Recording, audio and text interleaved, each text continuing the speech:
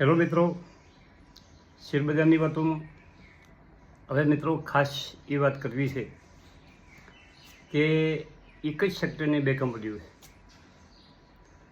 એક કંપનીનું market cap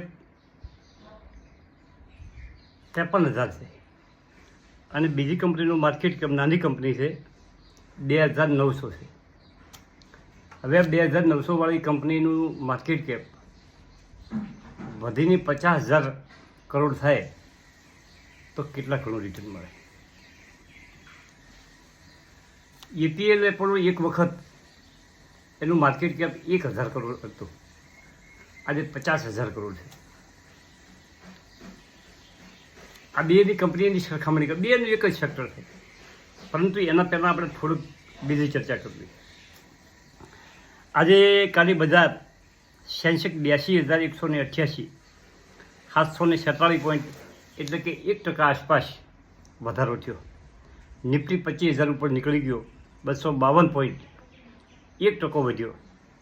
bank નિફ્ટીએ કાલે નવો હાઈ બનાવ્યો મિત્રો, 56,795 નવો હાઈ બનાવી અને બેંક નિફ્ટી 56,578 ઉપર 1.5% વધારા સાથે મજબૂતી સાથે બંધ રહ્યો. મિડકેપ ખૂબ ચાલ્યો છે. મિડકેપના શેરો જો તમારા પોર્ટફોલિયોમાં હોય ને તો બધા ચાલ્યા છે જોરદાર. 59,010 કાલે મિડકેપ બંધ રહ્યો, 707 પોઈન્ટ એટલે કે 0.5% વધારો મિડકેપમાં પણ હતો. મિડકેપનો હાઈ 60,925 છે. થોડાક સમયમાં નવો હાઈ મિડકેપ બનાવી શકે, નિફ્ટી પણ બનાવી શકે એવી પોઝિશન બની છે. હવે કાલે FII નેટ ખરીદી 1,010 કરોડની કરી. આપણા ઘરેલું ફંડો 2 દિવસથી ખૂબ ખરીદારી કરી છે અને ઘરેલું ફંડોએ 9,342 કરોડની નેટ ખરીદી કરી મિત્રો. આથી કાલની વાત. હવે એક ખાસ વાત છે કે જે બચાવે છે એ બચે છે. જીવનમાં તમે જે બચાવશો ને એ તમે બચી જશો. નાની ખુશીના ચક્કરમાં આપણે જિંદગી બરબાદ નથી કરતી. ઘણા મિત્રોને જોયા છે, મારી સમકક્ષ જે માણસો ચાલતા હતા, મારી સાથે જે માણસો હતા, અને જેણે યુવાની અવસ્થામાં પૈસા સામાન્ય વસ્તુ 1-2 ઘડીના આનંદ માટે કેટલા પૈસા ખોઈ નાખ્યા. ફાલતુ કરીને આપણને કશું મળતું નથી. અને ખાસ જે વસ્તુ તમારે જરૂરિયાત છે એ વસ્તુ ખરીદવાની. જરૂરિયાત વગરની કોઈ પણ વસ્તુ ગમે એવી સસ્તામાં મળતી હોય તો આપણે કશું કોમની નથી.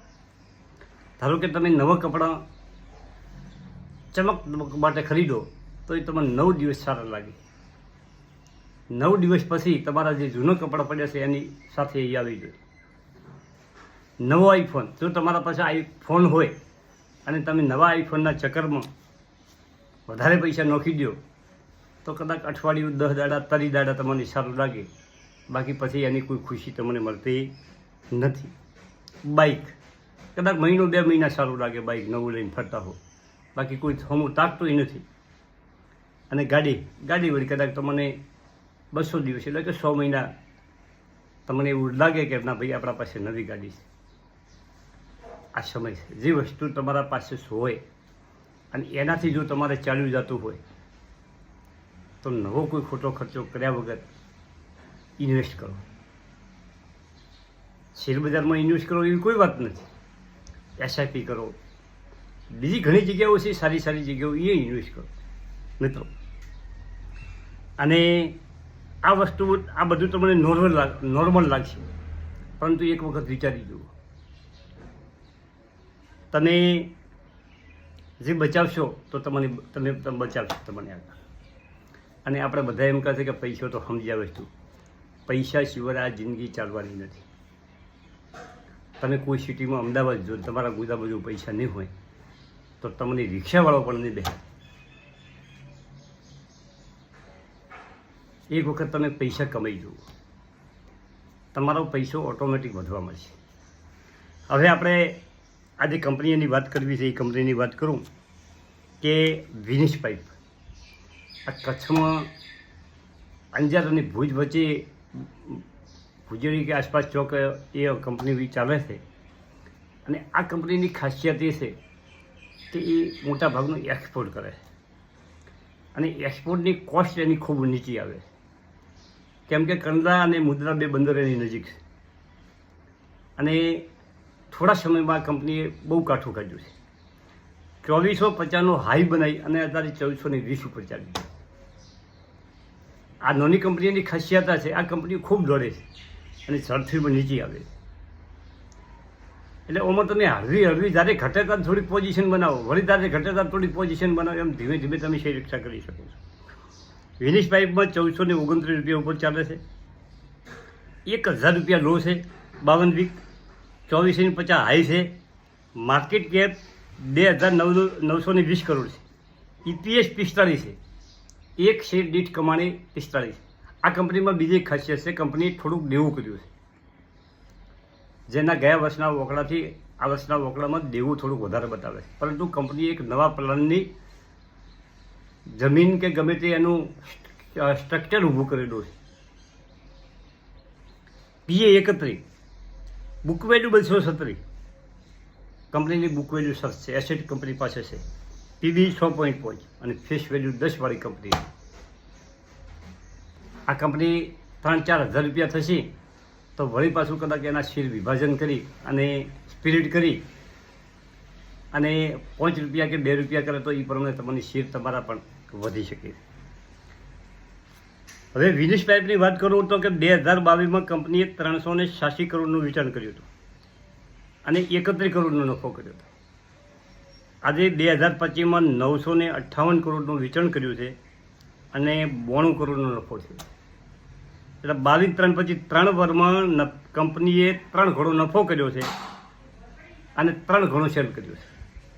આ કંપનીના વકલા છે. હવે APL એપોલો જ્યારે 2008 પાસ હતો મારા પાસે, ત્યારે એનું માર્કેટ કેપ 1000 કરોડ હતું.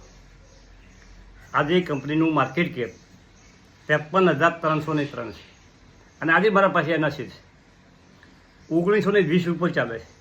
કંપની એક વખત બોનસ આપ્યું છે, સ્પિરિટ કર્યા છે અને 1272 અને લો બનાવ્યો છે અને 1924 હાઈ બનાવ્યો છે. અને અત્યારે કંપની APL એપોલો હાઈ ઉપર ચાલી રહી છે.